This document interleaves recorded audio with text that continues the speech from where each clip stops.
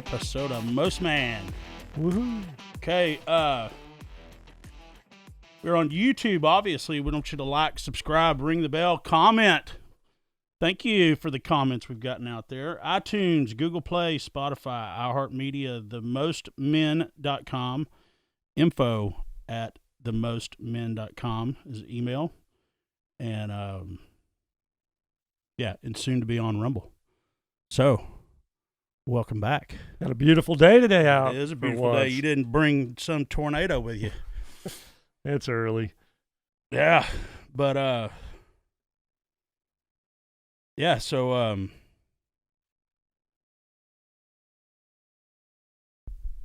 you want to just address the elephant in the room?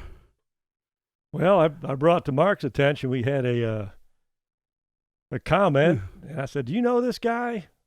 And he said, "Yeah, you know this guy." I pointed out, he read it, he's like, "You know who that is." So he had to remind me the story of how I was all involved with it, and it was a torturous nightmare. But you've got more of the details of there's a lot of angles to this whole thing. Yeah, it's and there's more to it than you know. But so here's the deal. Rick, thank you for the comment. That was a little chicken shit of you, but that's fine. It is what it is. We got our first hater. I don't know if that... Got that out of the way. Thanks, Rick. Okay, so, but he used to be my promo guy. He did all my hats, my shirts, my everything. I was one of his top customers, man. I spent... Your koozie right there? Oh, yeah. No, everything that I used to have made. Everything. Remember those Shamrock hats I had made that we got shipped over from China that we designed our own hat and all this. I mean, we've done I've spent easily 150, 200 grand with that guy.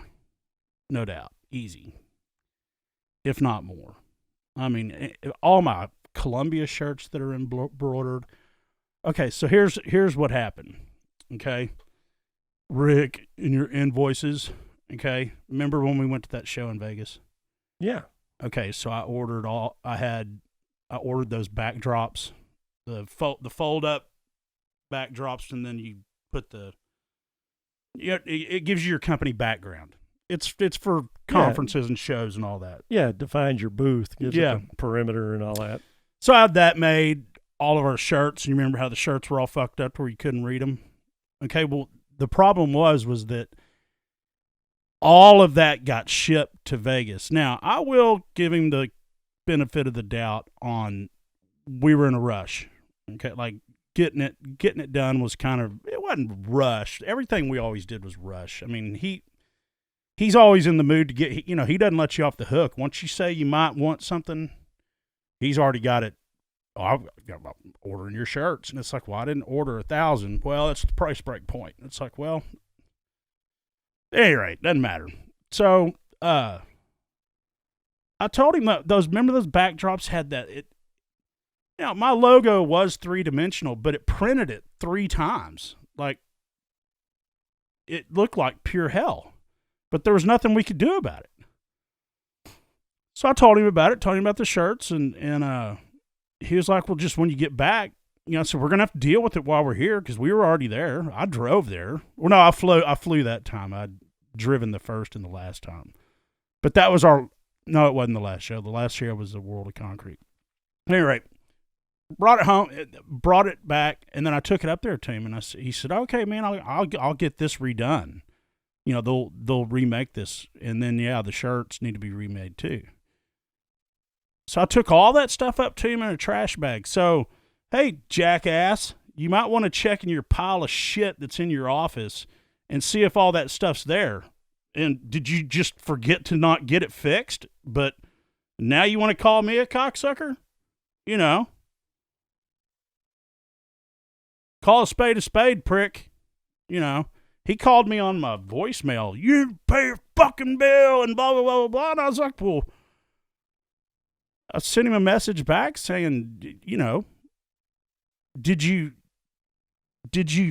get my shit fixed? and I'll be happy to pay you. Paid for everything else. You know, it was like a $9,000 order. He's bitching about $2,000 of shit that's fucked up that needs to be fixed. So here's what he's really pissed about. Okay, and then I know you know what I'm talking about, this dude. Okay, so when COVID hit, okay, Right. he got all nuclear on COVID. Like, I walked in his office one day.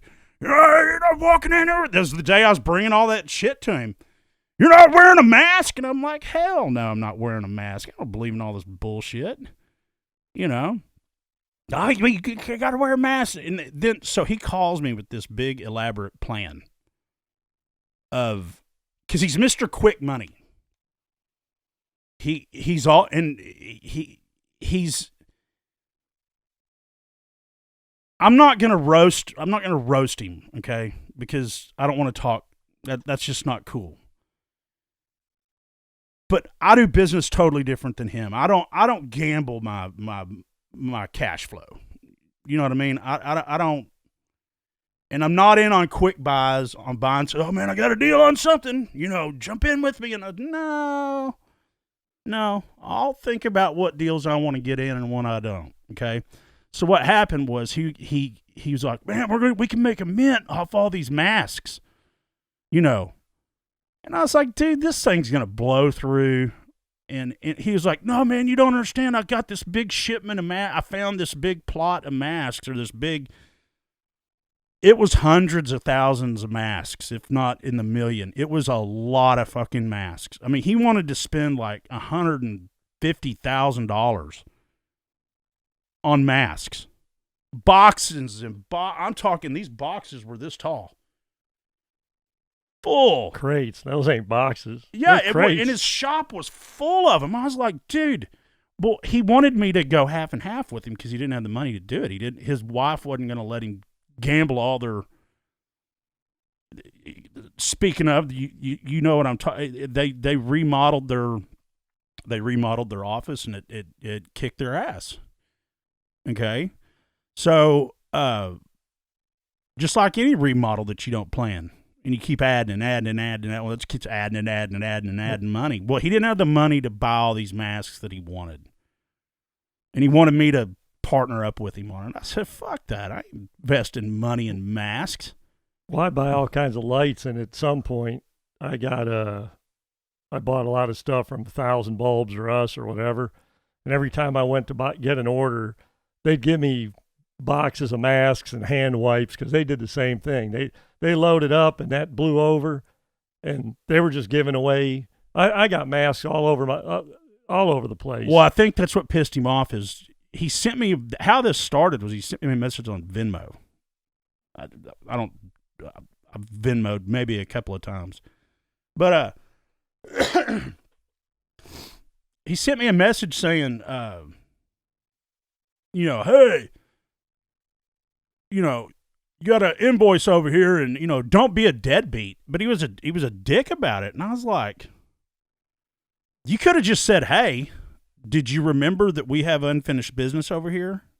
And yeah, how we going forward? Yeah, instead of coming out like a dickhead right out of the gate, when you come out as a dickhead, you get a dickhead right back. That's just word of wise, asshole.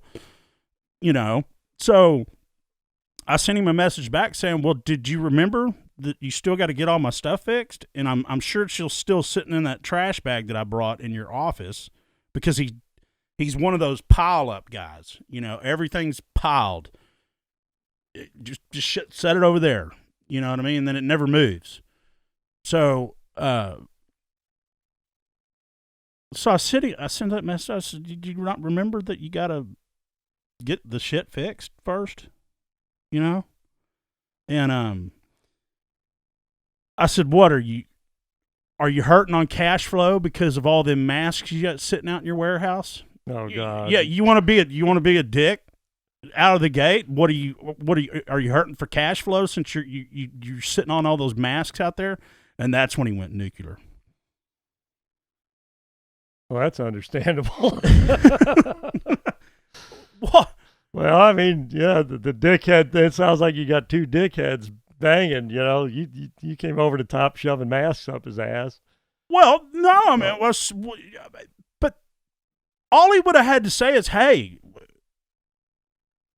we got unfinished business," and that was going through all. That's when some of my credit card, they had fraud on them, so they shut them down. And then that was right when I was preparing for my bankruptcy. So, hello, So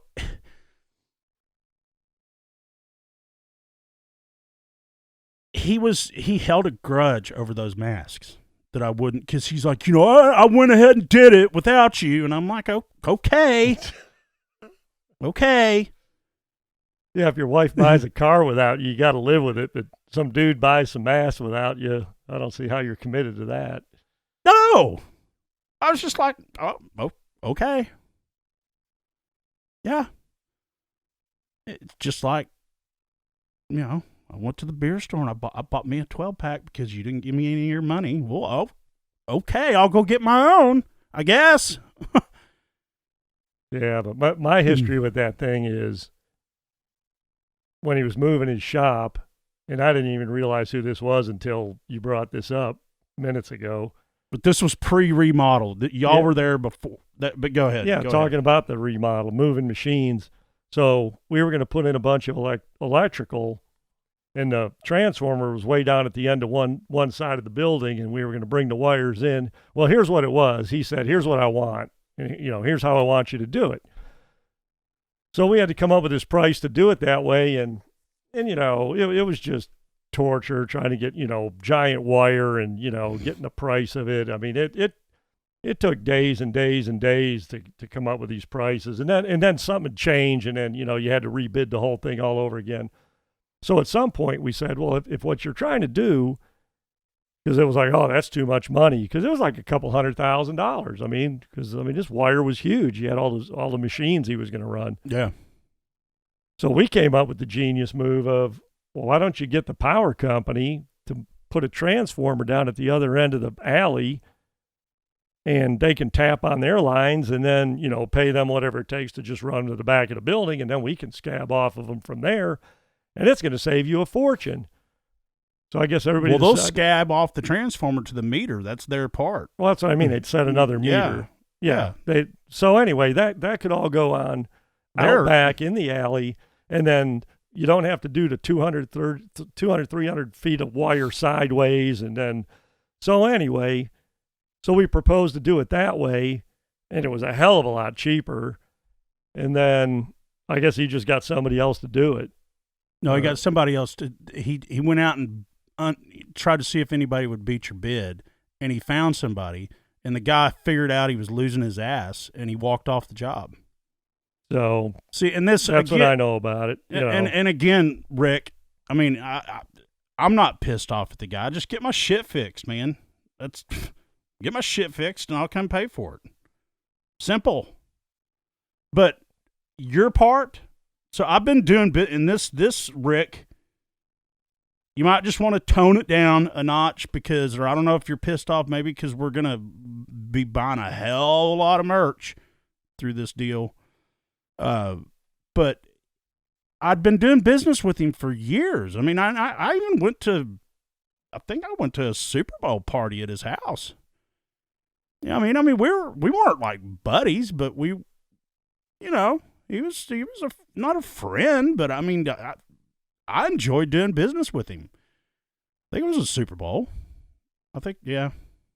He had a big badass theater up in his. But anyway,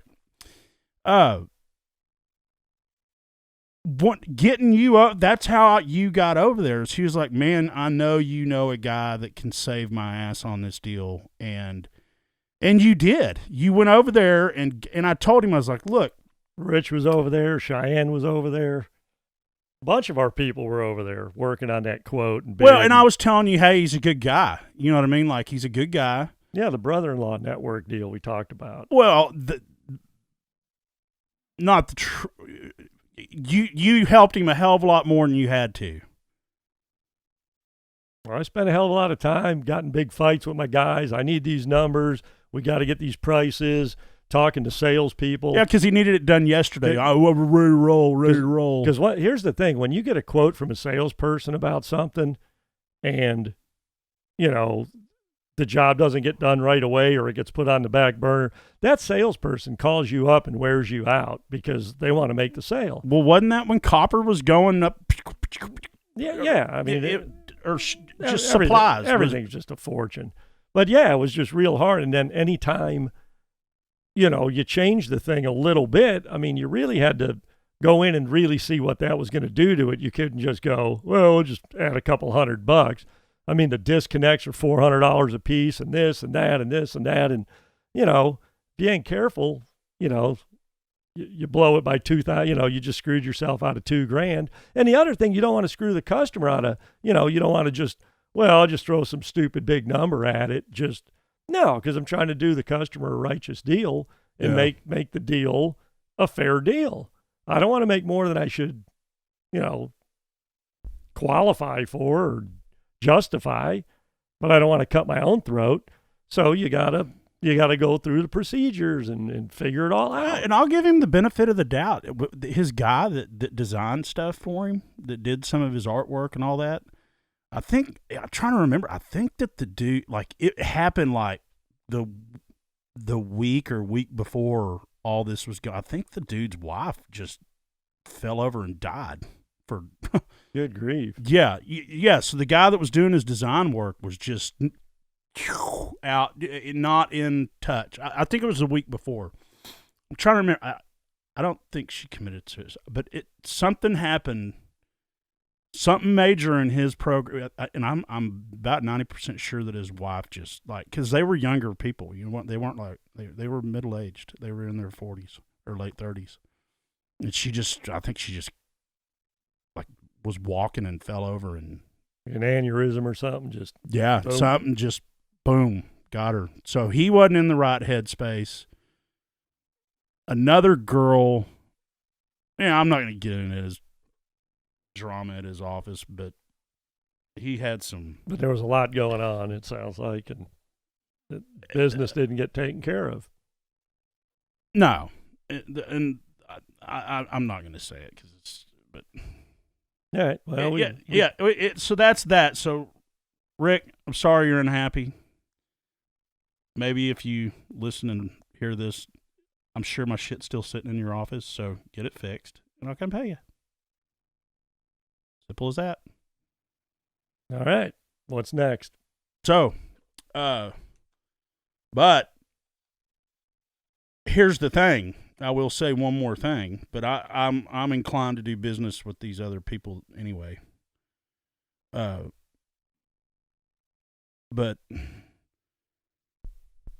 I don't think this is the company that you want to be an asshole to me on, because I'm going to spend millions of dollars in merch with this company. I mean, the merch is going to be insane if you're even paying attention, okay?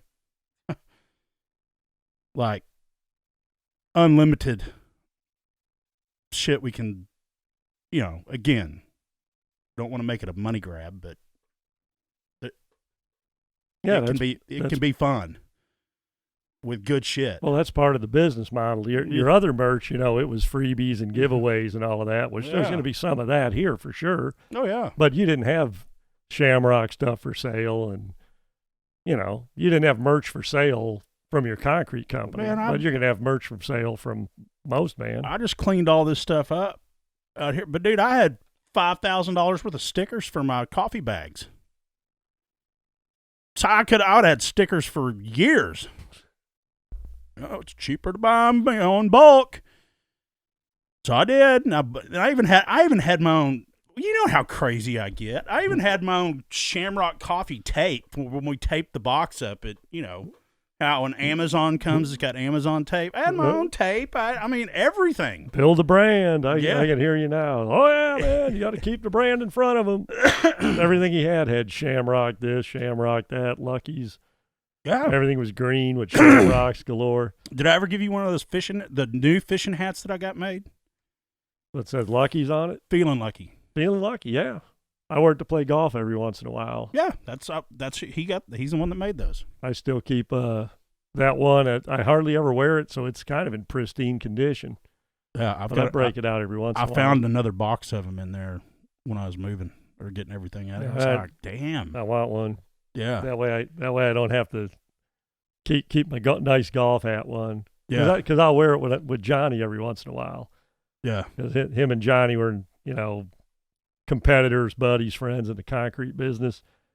So, we weren't competitors. Well, if you're selling concrete and he's selling concrete, I guess. Yeah, but we were on two different ends of town. Well, all right, there you go. But yeah, so I'll wear it. Oh well, no. At first, we were both in the mobile game, so yeah, we kind of were. We kind of both pissed on each other's territory a couple times, and it was like, "Hey, man, a little out of your range, isn't it?" Yeah. But hey, whoever brings the money, man. So good God, Anson's calling me. I got to kibosh him. He's probably wanting to go play golf. That's on me for not lowering my phone. Okay, so today.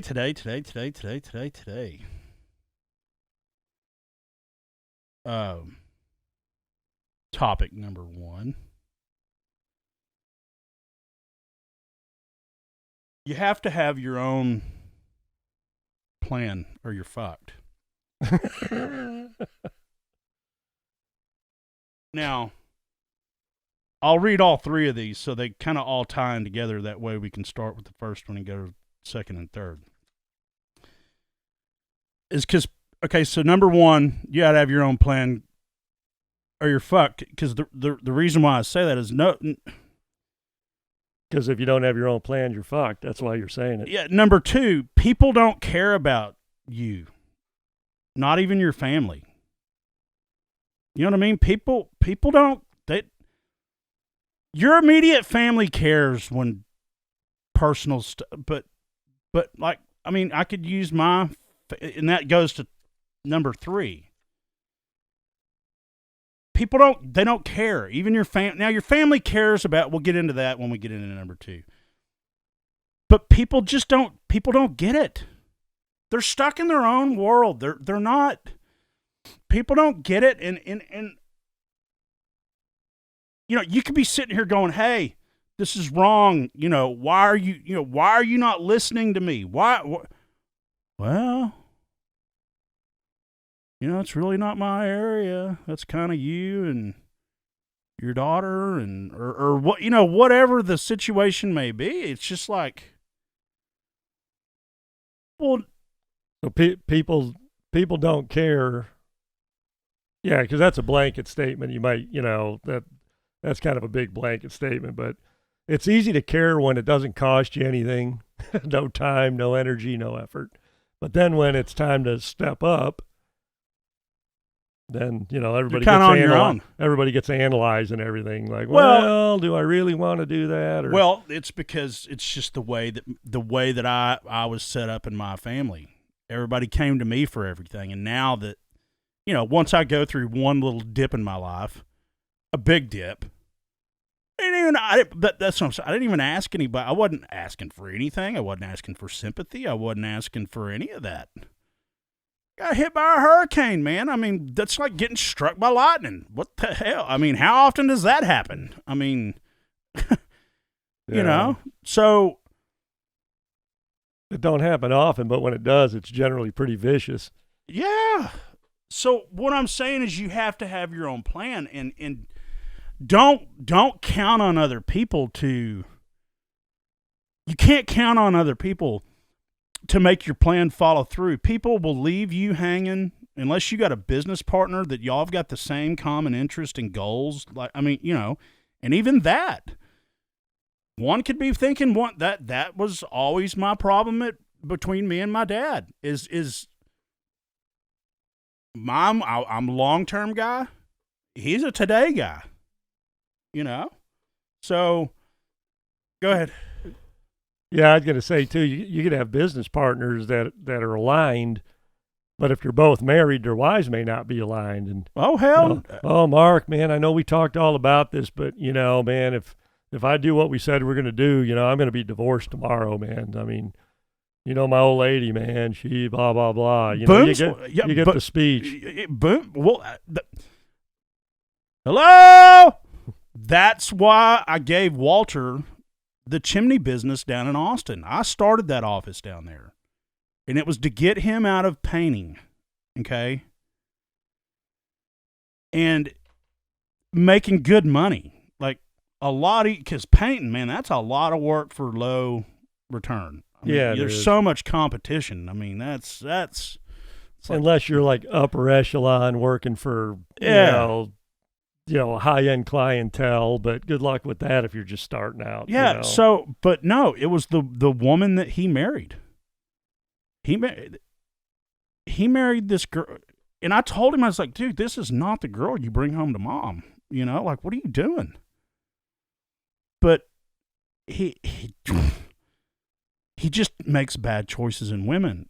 And not only that, I mean, this proves true to, again, you can't count on people, even your family,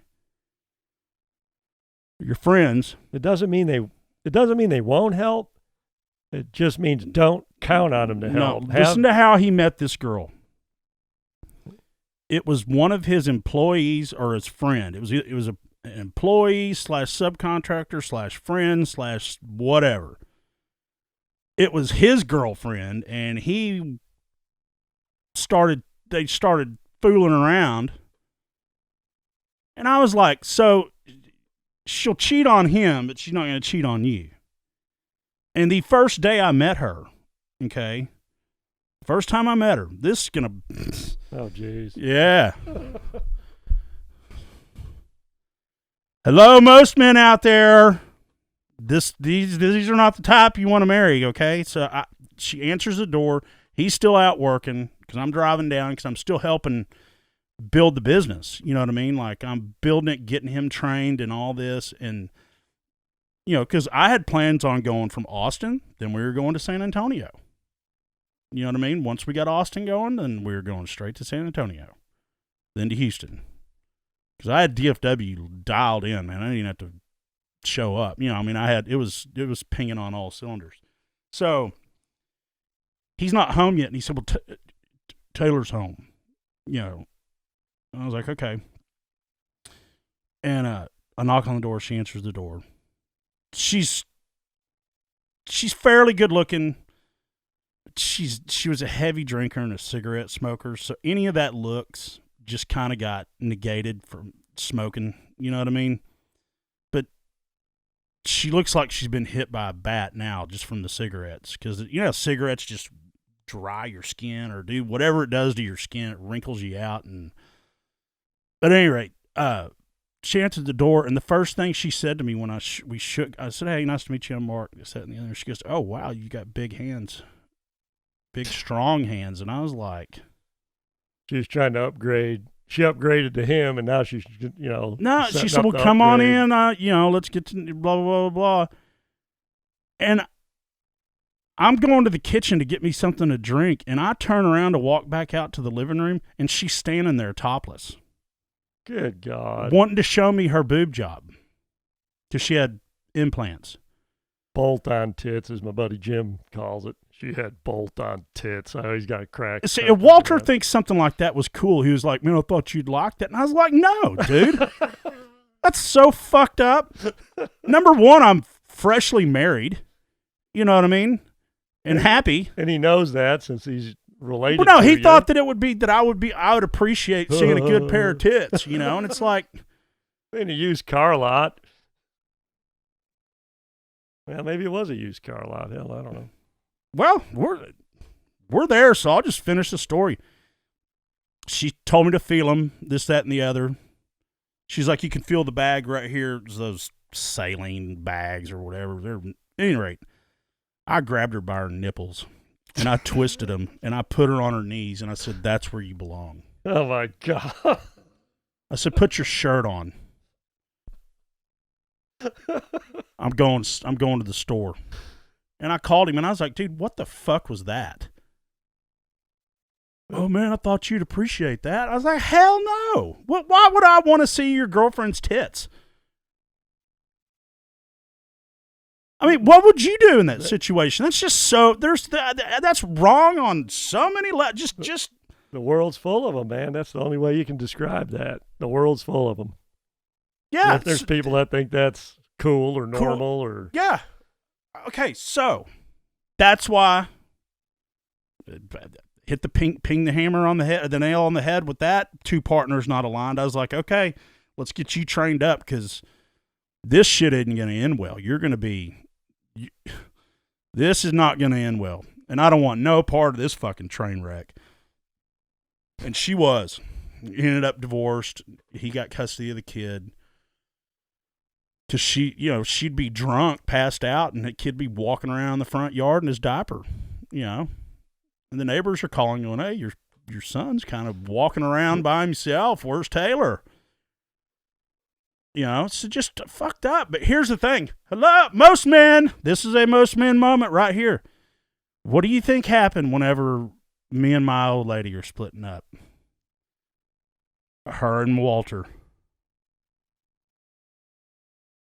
Oh, they became buddies. Oh, yeah. He's like trying to step in and be the whole new man of my daughter's life. Yeah, my daughter's going with him and his mom and their whole side of the family. They're going to Europe, and supposedly she's just the babysitter, But yeah, they're all. I don't know if my ex-wife and him had a sexual relationship or not, but I know I was like, what are you doing talking to my cousin? That's fucked up. And Walter, what a bitch move. What a pussy move. If you had to go behind somebody that built your career,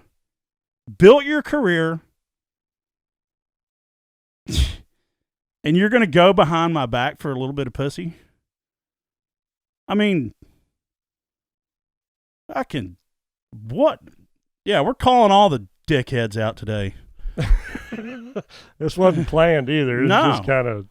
But you got to play the hand you're dealt sometimes. Yeah, but that's what I mean. But you got to have your own plan. You can't count on other people because that's what happened with Walter. That's how our relationship ended. Okay, was that every business that I started or was a part of, or the boat or anything? Oh, I want to be partners with you. I want to be. I want in. I want out. I want in. I want in. I keep missing the boat. Because I always. Introduce things to him like, hey, man, if you want to jump in on this thing. But again, my dad used to always shut it down, though, too. He's like, fuck that, man. He doesn't deserve part of our program. Me and you're the ones that put the fucking blood, sweat, and tears into this, not him. You should have hooked him up with the mask guy. They could have went off and done the mask. Well, Walter couldn't afford that. He could have borrowed the money from you. Huh? He would have. He would have. He would have asked for it for sure. That's hilarious. Yeah. Yeah, Walter's fucking broke. I was just trying to stir the pot a little bit, and what's funny or sad that probably wasn't too far off. No, it's not. That's how my whole family was. Is Mark's got it, Mark's got it, Mark's got it. Mark will figure it out. When we have problems, we go to Mark. But it's the wolf and the sheep. Sheep gather in situations like that, and a guy like me is just like, are you fucking stupid? I mean, do you know how stupid you look and childish? But that's what I'm trying to say about people. Just don't care. They don't care about how that made me feel, and it hurt. It hurt, man. I was sitting there going, you're going behind my back, trolling my ex-wife. If you need some that bad, go for it. And now, sucking up to my daughter, like you're the new male role model in her life, or what? I just don't get. It's fucking weird, man. It's weird, and that's what I was. They like Easter. My mom sent me this big long text like, oh, Easter's at this time. I was like, do you not understand what I told you that I'm not coming. I don't want to be around y'all. If y'all are that kind of people when I needed you, like I said, I went and talked to the priest about it. And he's like, look, Mark, family's family. But when you know what you get, if you hang around shit long enough, you start smelling like it. So you know what their program is now. So if you allow yourself to be put in that situation again, you deserve everything you get. She's your mother. You got to love your mother. Don't disown her. But if the wounds are too deep right now, stay away. Don't. Well, now you know why Jerry Springer doesn't have trouble finding a show full of people every day. It sounds to me like they're all over the place. They're everywhere. That's what I'm saying. But because most men are everywhere. They are. They are, unfortunately. But that's what I'm. So when you make your own plan, know that you're your own. The only person you can count on is you. Now, me and you have been friends and done bit. We know how each other roll. I mean, that's some stuff. I've only got a handful of people like you that I consider like tight. Trust with. I could trust you with almost anything. And if something's getting weird, I'm going to let you know up front. Hey, man, this deal's getting weird, or we talked about doing it this way, but over here, there's some new shit going on that you might want to know about. Not, well, I was trying to keep that off your plate and it blew up, and I'm sorry, and now we're fucked. Yeah, yeah. But what I'm saying is that for young men out there, younger men getting started in life, you know, your friends, all those friends, you're going to have a list. It's going to go from 20 to less than a handful. You know, real friends. And nobody is going to be there for you if you fall. You've got to be there for yourself, and you've got to have a plan and know that something can go wrong. Because something went wrong with me, big time, a $12 million problem, okay? And, but I planned. I will come out of this thing 7 figures ahead because I had a plan. But nobody else would have done it for me. And whenever shit hit the fan, everybody ran. Oh. Huh. Yeah, imagine that. Oh. Yeah, Mark finally got, you know. Sucks to be you. Sucks to be you, yeah. Well, I guess we can't ask you for any money for a while. For a while. Yeah. Not ever again, but just for a while. We'll let you get back on your feet before we come scrounging. Yeah, any of my family out there, yeah, now y'all can call Walter. He's the new man of the family. Yeah. Jeez. See how fast he folds like a lawn chair on you. One of them plastic ones that have been out in the sun too long. Oh, yeah. They just crinkle. Dude, I spent $800,000 on that San Antonio location for him. We were going to put a concrete plant there. I bought 30 acres off of 1604 and 16. And that's where we were holding all of our dumpsters. I had like 500, not 500. We had over 400. We were going to get up to 500 before I had to shut shit down. I didn't have to shut that part down. I just had to shut the concrete company down. But I wasn't going to do all the work and drive back and forth. But that's what I'm saying. I spent $800,000.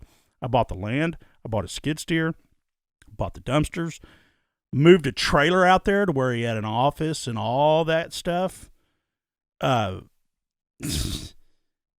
once it started turning into work, he backed out. That was the part you fucked up. I did it to myself. It's my fault. You did it to yourself. I should have known, because he did it to me every other time. I just thought that the money was so substantial this time. The return on investment is what I'm saying, of getting in on the deal, because the business was already running. We're just opening up another location. You know what I mean? Like the management was already in place. All he had to do was answer the phone and make sure people showed up to work, and everything was accounted for. The sad thing is there was somebody out there that would have killed to have that, to be in that position, to help you, help them, to grow the thing, to make some more money, to manage the thing, and all of that. Boom's the perfect example of that. He put in the fucking sweat equity, man. Put in the sweat equity, and dude, I showed him I showed him all the way. You know, he was a part of our core unit. But when it was over, it was over. I gave him a bonus. I even owner financed a house for him. Such a nice guy. He couldn't buy a house anywhere. We were moving. I said, well, I really don't want to sell this place because it was downtown Aledo, that house that I had downtown Aledo. Right? Yeah. Okay. So I said, I'll tell you what. What did I owe on that house?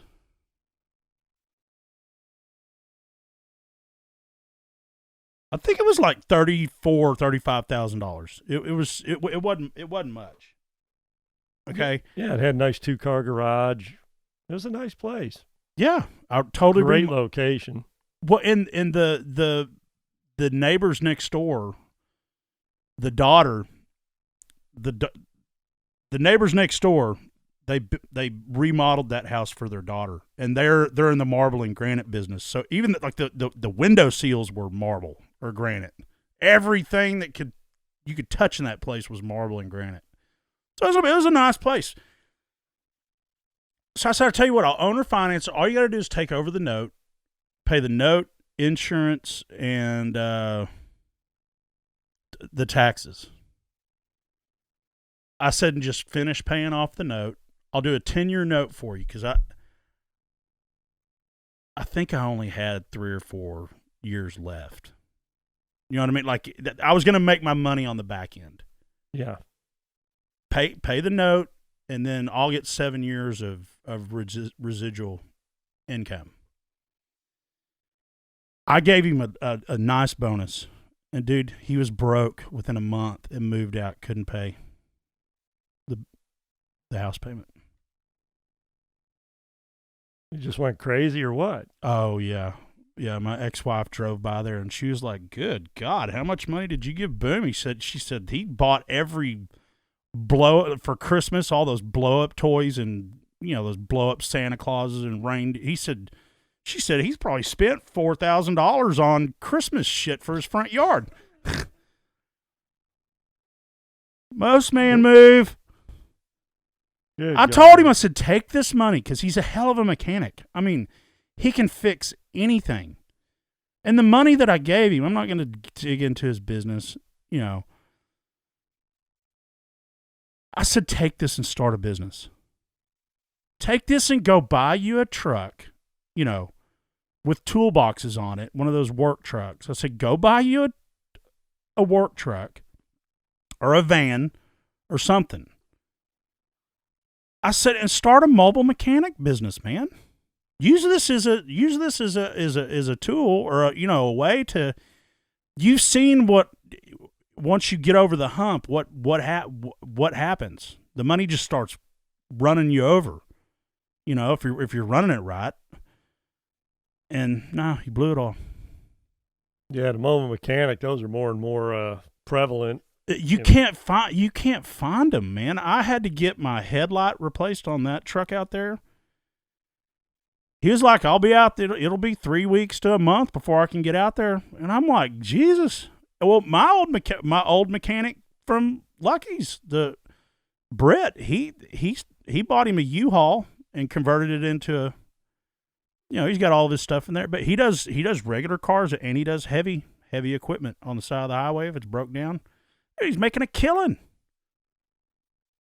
I guarantee he's making I guarantee he's in double six figures. Went from making $20 an hour or $25 an hour, plus bonuses and all that. Yeah. Yeah, if you want to work 60 hours a week, you can. If you want to work 4 days a week, you can. Yeah. I mean, you could set your own hours. I mean, that's the dream. Yeah. Not having to punch a clock, Monday through Friday and go play golf on the weekends with the other 10,000 people at work during the week. That's what I'm saying. So have your own plan, and people don't care. They don't when you're doing good, they pat you on the back. Hey, that's great. That's great. But typically, because it takes no effort on their part. right, and they benefit off you doing good. If I trim trees, guess who hey, can you come trim my trees? I'll buy the beer. Next thing you know, I got these 3 giant oak trees I need taken down. I'll even get you a bottle of whiskey for this. Yeah. You're like, good God, man, it's freaking 3 days worth of work. And no, what I found out is that I just had a jealous cousin all this time. You see what I'm saying? We were tight. I'm talking tight. We're inseparable. And here's what's the funny thing is my wife used to just be like, oh my God, that guy is stuck up your ass. Everywhere you turn, he is there. And if it wasn't for you, he wouldn't have anything that he's got. And she used to say the same thing about Boom, but Boom actually earned his keep. Boom did a great job until he went through his personal stuff. So it's kind of funny. She was right. He was up your ass everywhere you went, according to these stories. Yeah. But then when it caved in, then instead of her going, get the hell out of here, then they buddy up. Well, it's because funny. It's easy. Well, you know how Mark is. I'm sure, and I'm sure that, it was an easy way for Walter to be like, yeah, he tried to drag me in the business, and here's the real problem with him is he wants in, but, and I don't want to say this because because hopefully one day all this shit blows over, but I'm gonna. You're gonna stir it and get all the bullshit out before it blows over. Well, that's why me and him we're at loggerheads right now, because when he quit on me that last time, I told him, I said, dude, you're still my cousin, but this is the last motherfucking time I will ever do anything for you again. But you're gonna fucking hear it. You are gonna hear it from me, you fucking pussy. You fucking pussy. There's people I'll drink beer with, but I won't do business with them because you know who they are. You know what you're going to get. But and the problem, like you fell for it a couple. Well, no, because I'm a nice guy. I did it for my dad. But see, here's the thing: after all of this is over, Dad, God bless that guy. He was the best partner I've ever had, and I used to fucking bitch about him all the time. And but rightfully so. He did a lot of fucking crazy stuff, right? Just stupid stuff that cost me a lot of money. But still, dude, that guy didn't know what the word quit or stab me in the back, or, you know what I mean? Like, we had each other's backs, man. We could be threatening each other the night before. Next morning, hey man, how you doing? Let's get to work. We'll deal with that later. By the end of the day, we've told each other to fuck off a couple times, and then it's over. But business was business. Yeah. He took care of business. He did none of this. I'm not coming in tomorrow, or, You used the last of the toilet paper. I don't want to talk to you. Yeah, no. I've learned that one, man. When people live together, they don't work together well because all their personal shit gets drug in. Yeah, that kind of happened to me and Boom down in Victoria when we were building that plant. We were both living in a mobile home together. Oh God. Yeah, you got to have your personal space, and then when you go back to work, then you can tolerate the stupidity that's pissing you off. But then you got to be able to get away from it. But yeah, if you go to relax for the evening, and you're sitting on the couch watching TV, and next thing you know, you're bitching about what went on at work and what's going to go on tomorrow. I mean, nobody can just live with that umbrella of shit constantly. Yeah, it's like husband and wife. You gotta have some outlet. Golf, fishing, something. I mean, you can't be together all the time. But that's kind of my point about this whole thing is that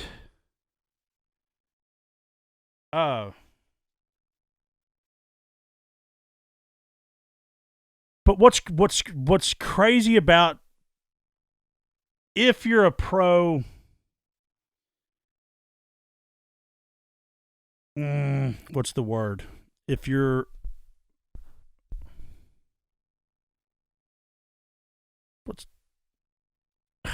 God, Word for what? Let me help you. opposite of procrastinator. Just somebody who jumps at shit. Antsy, Yeah, you're a go getter. You plan, you vision, you stick to your plan. You know what I mean? Like you. And when you have it's wolf and sheep. It's the wolf and sheep mentality. I'm a wolf, they're sheep. Okay, I'm the only wolf in my family. You're a wolf. Okay. Now, you don't take shit to the extreme like I do, but that's just my personality.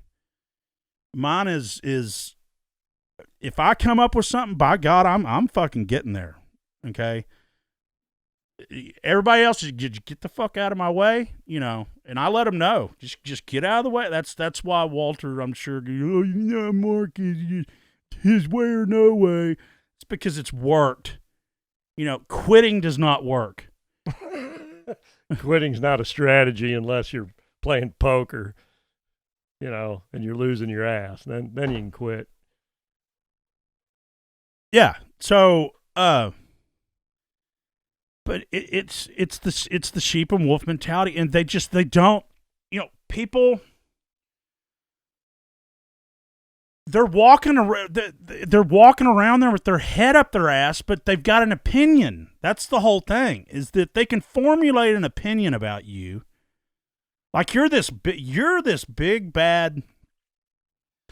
I'll use my ex-competitor, concrete competitor, as an example. I won't say his name just because it doesn't matter. But I hired a lot of his employees, and he's me and him are alike, a lot alike. But he's a better than guy. He treats people like they're beneath him. You know, like you scrub the boat. Like if we would go fishing, it'd be like me sitting there and go, all right, y'all scrub the boat and bring me a beer and bring me a cigar and my lighter. Y'all hurry up. That's kind of and don't miss a spot. Yeah, yeah. But I paid for everything, right? So, but there's a reason people. But he was like that because the people that he was on these big fishing trips and all this. I mean, he's taking them to Costa Rica. These people are major benefiting, and if you can't just wash the fucking boat, then. You know, each one of these trips cost me or him, you know what I mean? And he wasn't a dick to him. They were friends, but it kind of came off as, you know, y'all wash the boat, I'm going to drink cold beer. You know, and they kind of had harsh feelings about it, but it's like, hey, man, this dude's paying for trips that we would never be able to go on, so we just, you know, we do it. And it's a why not? I mean, you should appreciate a guy that's floating you a vacation that you would never be able to go on. There's the other guys getting screwed into it. Whip your wallet out and pay them to do your share of the boat cleaning and go sit and have a beer with him. Yeah. But his old employees, oh man, he's just such an asshole and this, that, and that. No, it's because if there wasn't boundaries, y'all wouldn't respect my boundaries. But people, they'll form an opinion about you based off just how you are because you get shit done. Right? So, you know, like in the good times, you know, whenever all the good times were going in my family, I was always the one that they came to for like, can you ever talk with my son? You know what I mean? Like, or he wants to know some business advice, or my daughter wants to, but you know what I mean? So it was all, but when I would say stuff to him, well, you were kind of harsh in your delivery. And it's like, well, they need to know the truth. Do you want me to lie to him and say that it's easy to go out there and all your money that you saved, and if you're not ready for it, you're about to lose everything you got and you're going to move back in with your mom? Well, you actually still live with your mom, but you see what I'm saying? Yeah. Yeah, I do. Tell him the fucking truth, man. It sucks. It's hard. And If you're not prepared for this, don't do it. You're not cut out for it. You're either cut out for it or you're not. And if you ain't got the stomach to listen to what I'm telling you, yeah, if harsh advice scares you, you don't need to be in business. No, man, wait, you got a customer that's sitting there going, hey, motherfucker, you better get this shit done or you ain't getting paid. You know, and all of them were that type of people. Well, this is a little bit harder than I thought, but if you just pay me for what I've done. No, that's not how it works. Right. So, but those people can form, as soon as there's no benefit their way, they can form an opinion of you of, you know, kind of like almost like, well, he got his finally, you know, because we've all been swimming on the bottom here, but I'm not on the bottom. I had to go through pure fucking hell to get where I'm at, but I will not remain on bottom. I can guarantee you that. But I'm just saying that when it's time when you thought that you had family or people that, and again, it's not that I wanted anything from anybody. I wasn't asking for anything, but just don't parade my ex-wife around in front of my face at holidays. Okay? Or, you know, hey, Walter, could you stay out of my family? You got your own family to worry about. What do you need to be getting in mind for in a vulnerable time? We're going through some shit, you know. But my oldest sister did the same shit too. They all, you know. But here's what they don't know about what I know. Okay, and that's why they're so up in arms like this Easter. Okay, and that's what I'm getting at is that people don't get it. Just the simple thing between wrong and right. What's wrong and right? You would think that your family, when you're going through something, would know the difference between wrong or right. And man, I'm telling you, my mom does not get it. Neither does my stepdad. It's called loyalty, man. You're loyal to your blood. You know, but they just don't understand why. And I've even told them why. Let's see, here's where the chasing your tail thing comes in. Like you're saying, you're supposed to be loyal to your blood. Well, somebody could say, well, you're not being loyal to them. But then you come back and say, well, they don't deserve to be being loyal to because they weren't loyal to me. So see, it gets into a chasing your tail thing. Yeah. So what you did was you let go of the rope. Yeah. See, as long as they were pulling and you were pulling, then there was something to pull about. But if you just let go of the rope, they let them have the rope. Let them go do what they're going to do with their rope. You don't want to play their stupid rope game anymore.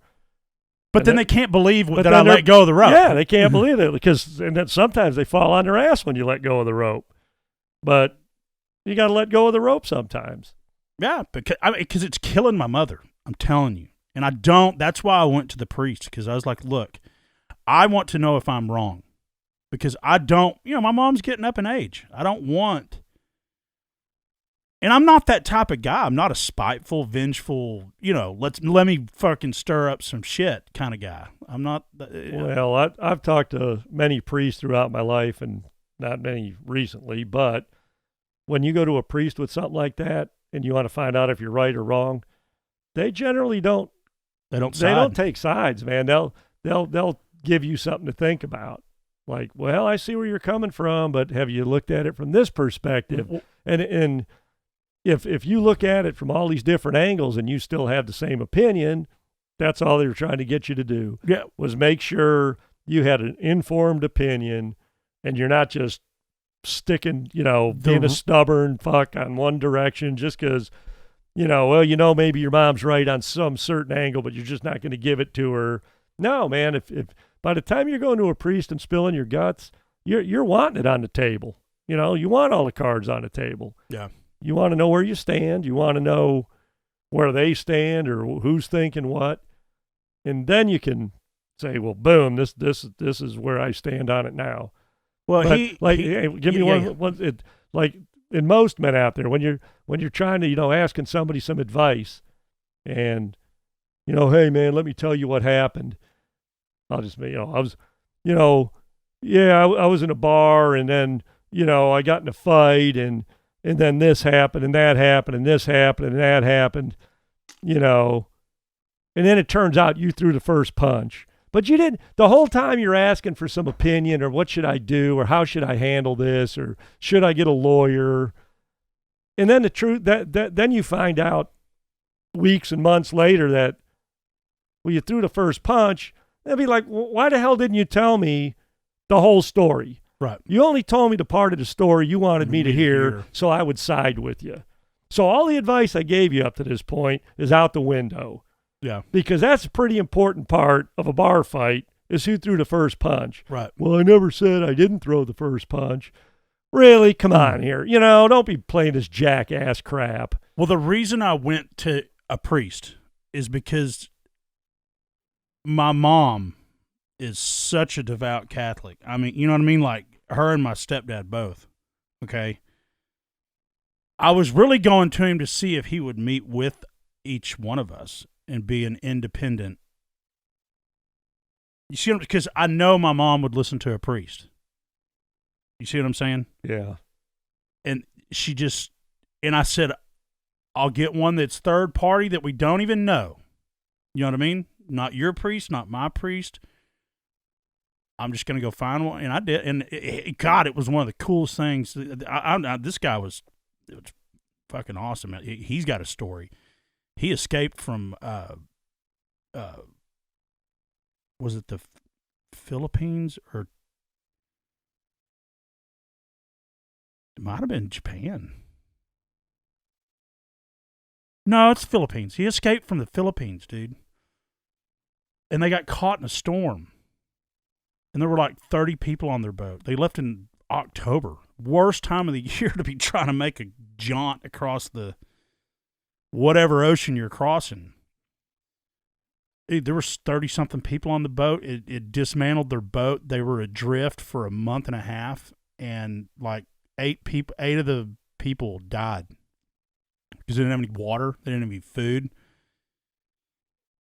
Yeah, it was. I'd have to remember the rest of the story, but it was a whoa. You've been through some shit. Yeah, he's got some skins on the wall. Yeah. But no, that's the reason I went, is because I wanted to say, okay, if I'm wrong, I want to know I'm wrong, because I don't want to cause harm to my mother.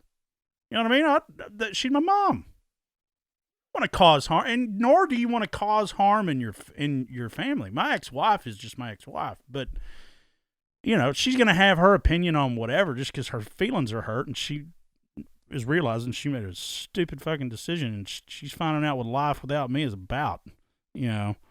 So, but I wanted to settle this thing with my mom, but my mom is just fucking does not get it. That's what I'm saying. She just does not. You can explain something to her, and she just doesn't get it, man. And that's what me and my sister came up with. We're just like, because that's the whole thing. That's the avenue that the why everybody chose to dogpile, that is because it's like, well, Mark we need to take care of Ann. Mark's really harsh, and I'm sure he was really harsh in their divorce. And no, it was an easy divorce. There was no fighting. There was no nothing. We didn't even go to court. We went to my attorney's office and said, here. Okay, you good with that? Okay, sign here. That was it. Wasn't no fighting, wasn't no stealing, stabbing, taking this, taking that. But, this whole thing with my cousin kind of got, it shoved a twig up my ass for a while. But I'm like, look, if that... But when you walk away, you walk away. But I'm just saying, it's like, look, if that's what y'all want to do it. And let go of the rope. Let them have it. I don't care. I did care. It did piss me off, and it did hurt. So... mission accomplished, but I'm over it. So, and moving on. But I'm just saying, people go through life that just, this is the people that you're supposed to be able to count on. is my whole point. These are, your family, your friends, the people that you think you're supposed to count on when shit hits the fan. Get ready to get kicked in the nuts. And then look at you like, well, I don't know what to tell you. Well, how about just some words of encouragement? Like, I know you'll make it through. You know what I mean? Just when my cousin was going through all his divorce and all this stuff, man, I made sure I called him every day and said, man, how you doing? You doing all right? Is there anything I can do for you? Or, you know what I mean? I did that.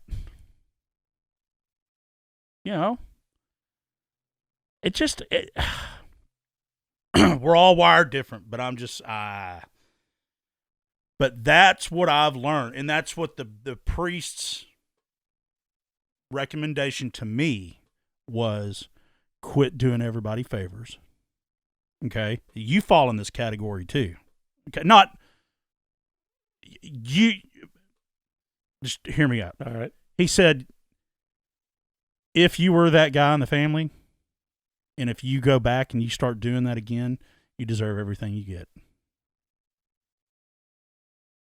Don't do it. Yeah. They crossed the line. Enabler. You don't want to be an enabler. Yeah. You crossed the line, or they crossed the line, your line, but they don't know that they crossed the line because they don't know any different. They didn't even know there was a line drawn. You see what I'm saying? But like you're a giving guy and a favor guy, but we do favors for each other that accumulate favors down the road.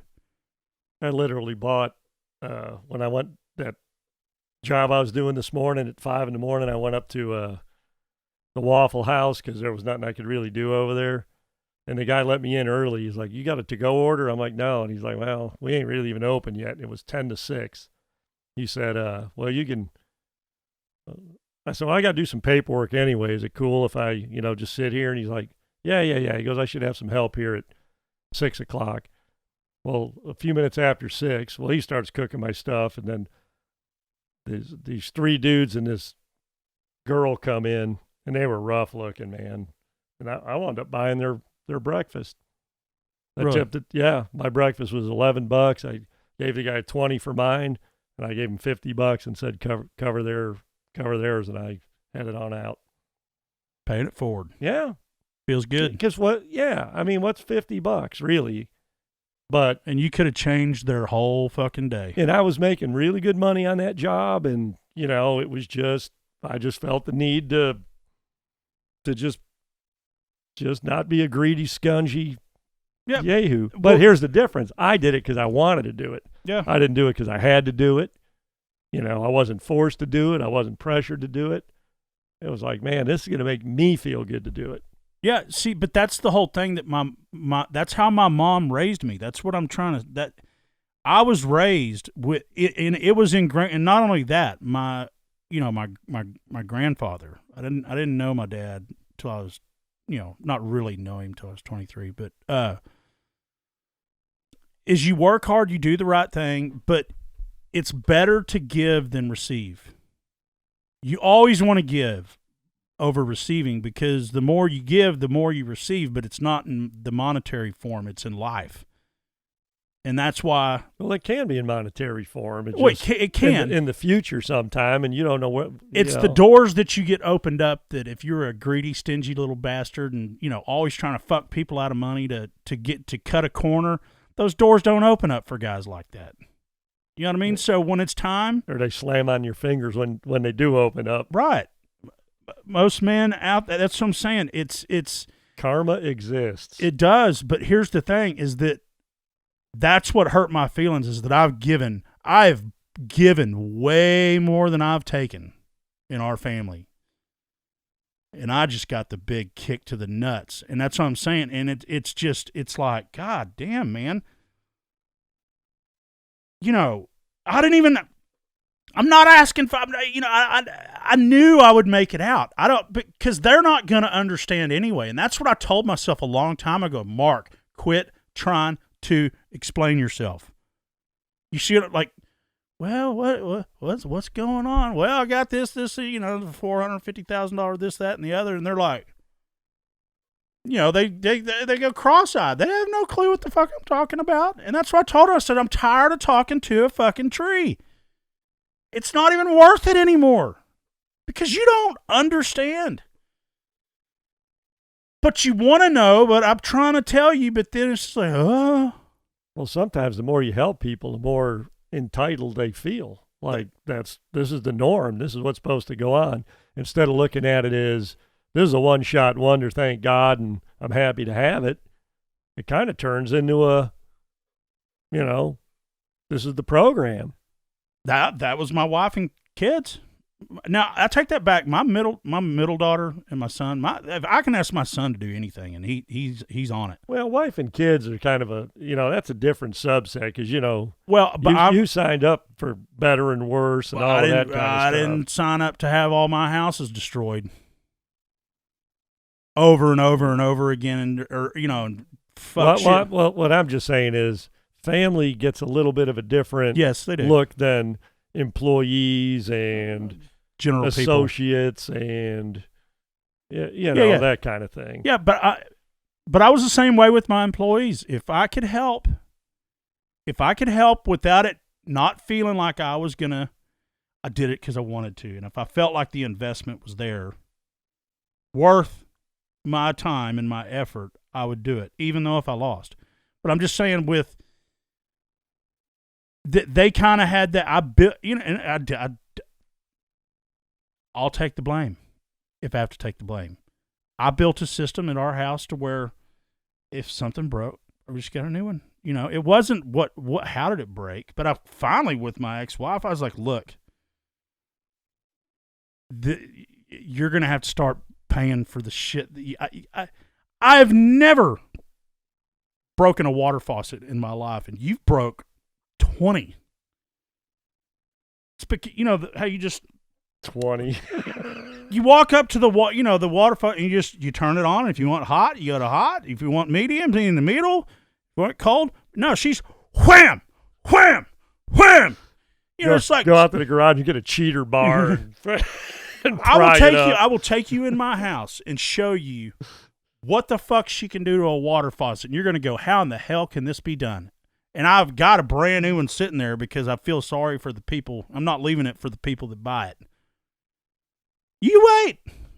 I'll show you. I'll give you an example. Because you're just like, I put in a brand new microwave one time because she slammed the door. I'd be in my freaking room and all of a sudden I'd hear, BAM! And it's like, what the fuck was that? The microwave door. Like, what was that? Oh, the microwave. So what did it do? Did it explode? No, just shut the door. Wind blew it shut or something. Jesus Christ. So one time, I put in a brand new microwave. It wasn't a week. Okay, a week. Because she was constantly the type to just leave the fucking door open. The dishwasher would be open. Oh, that's a shin buster. Oh. Good God. Anything buster. Trip. You could be just washing dishes because it's always right there and forget and trip and fall over and bust your head open. I mean, dude, the microwave. Door open. She's walking around doing something, cooking something out of a box like normal. So, never anything fresh or real, just box shit. She walks face first into the fucking microwave door and just it bends it back to where you can't. It broke it the other way, not this way. Yeah, dude, I've got a refrigerator in there that there's no handle on it. I don't even know where she put the handle. Okay, there's that's ridiculous. When we first moved in this house, this guy had just bought brand new appliances. There was a brand new, and it was coming with the fridge anyway. But you know how these new fridges, you can open one side, and then you can open the other, but it's got this little flap in there that you can't just rip it open. Second day we were here, she ripped that whole seam off. I had to buy a new refrigerator. Couldn't put it back on. Done. So now all of a sudden we just got an inch gap, fucking letting all the cold air out. You need to find instead of a mobile mechanic, you need like the mobile appliance repairman. Buddy up, get on a retainer with him. Jesus Christ, dude. $1,000 a month. He's got to come fix anything when it gets ripped. You get out cheaper. That dishwasher in there is brand new. Brand new. It was only because I made her pay for it. She's like, the dishwasher. I said, if you want to use a dishwasher, because I wash all my dishes by hand. I don't do the dishwasher. And I said, you want another dishwasher? I said, you can buy it, because this is getting towards the end. I was like, nah. You want a dishwasher? I said, you broke. That's the 5th one we've had since we moved in here, and it's been 15. It's been 7. She's been gone for a year and a half, 18 months. So, you've went through 5 in 5 years. So this one's on you.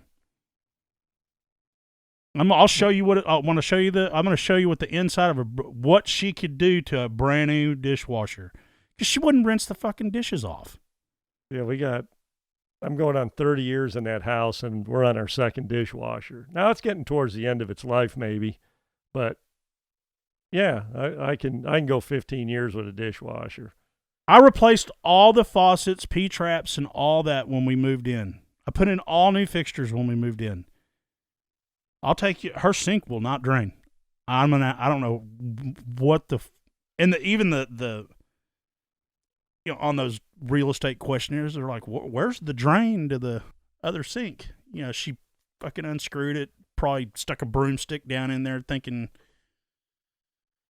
yeah. Knowing these stories, yeah, it'd be nice to know what's down in that P-trap. It'd probably be something just crayons or some, who knows probably what. My favorite pair of underwear.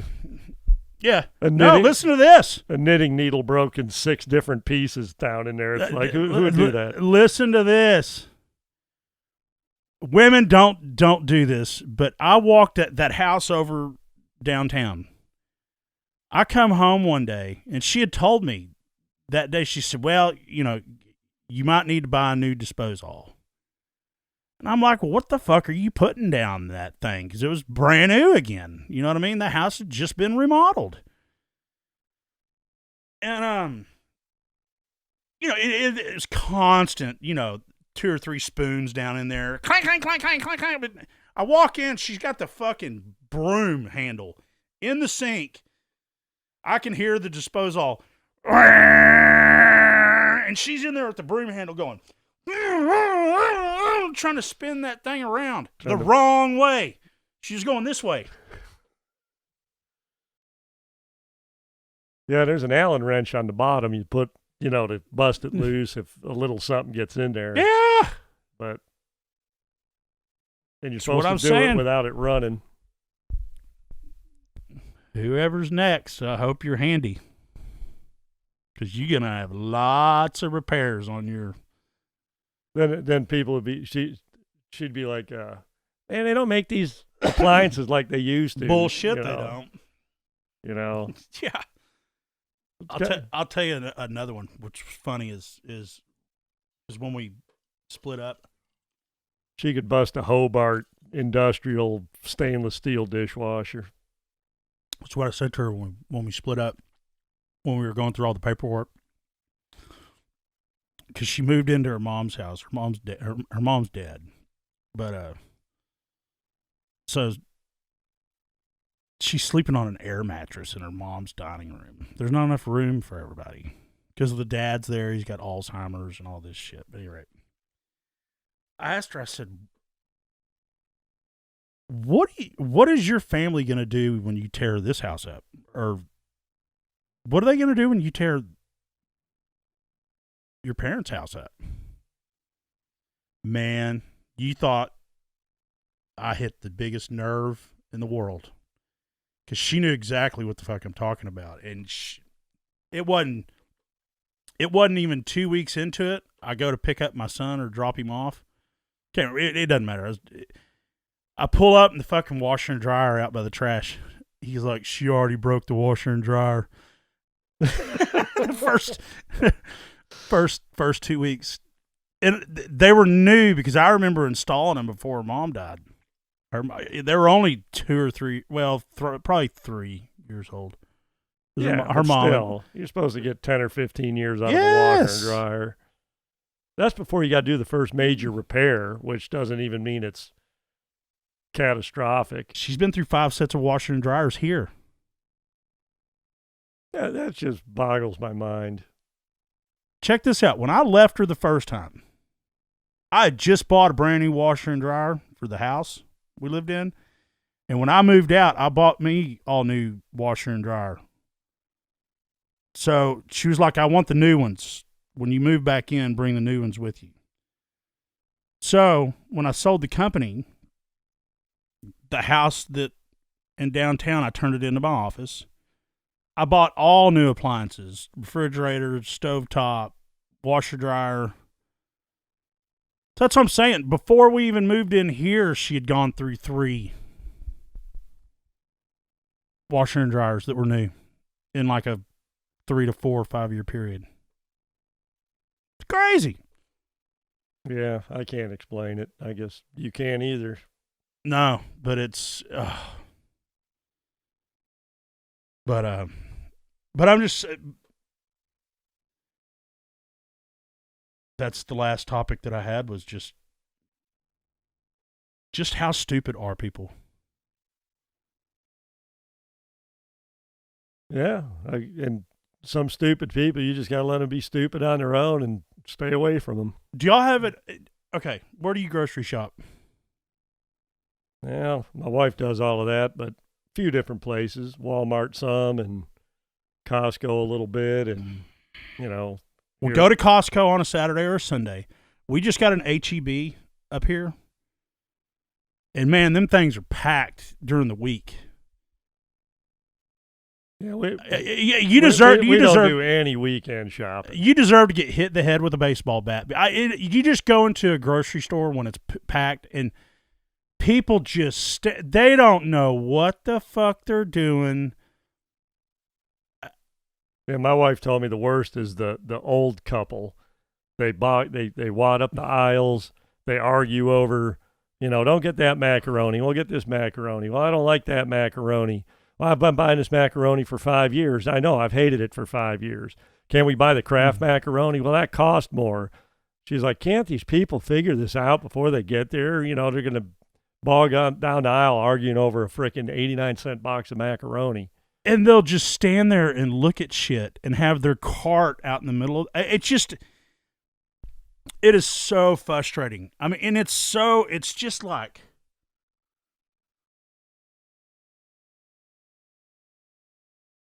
how these people even have jobs? I mean, yeah, she goes Monday morning. She teaches jazzercise like a few days a week or 3 or 4 or whatever. But she'll teach Monday morning and then go straight to the grocery store. So she'll come rolling in about 10:30 or 11 with all the groceries. So I'm sure she's figured out that Monday morning is probably a good day to go to the grocery store.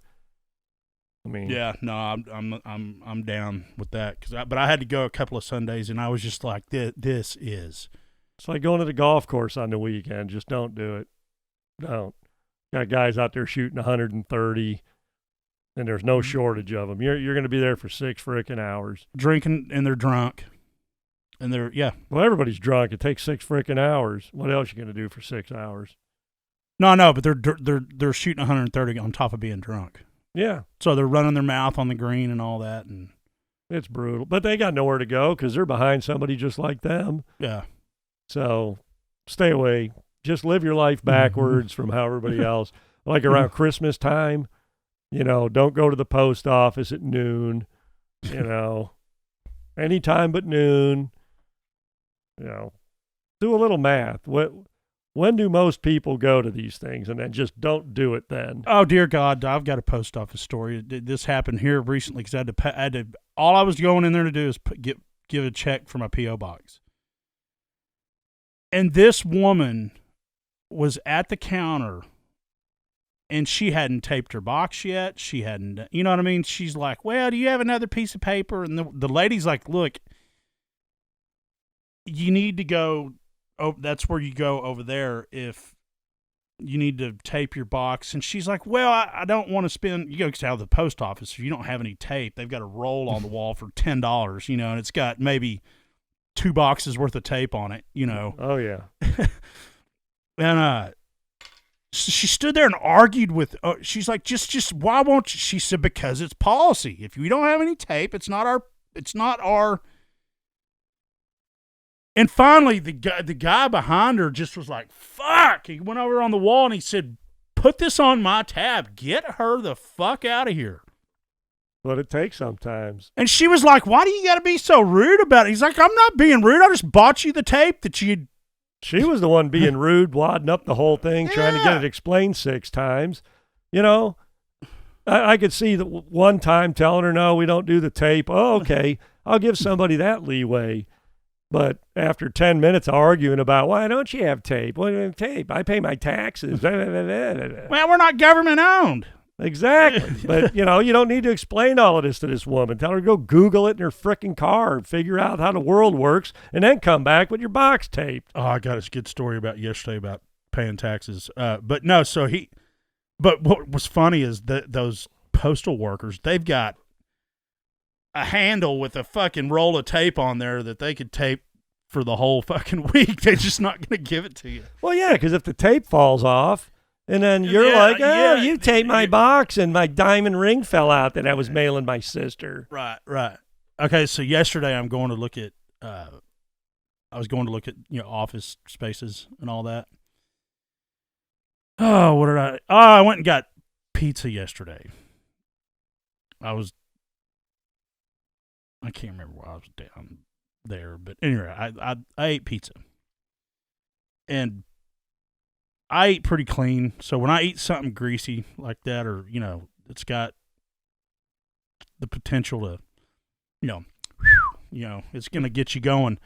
So I drive all the way out to Hearst, you know, so the guy calls me, he's like, so are you in the park? And I was like, yeah, but I'm running up here to go to the bathroom real quick. And he's like, nah, just come by my office. And I was like, no, dude, I got to go number 2, you know. Well, it's over there by Barsco. And I was like, fucking Tarrant County Appraisal District. I pay my taxes. I'm going in there to take a shit in there.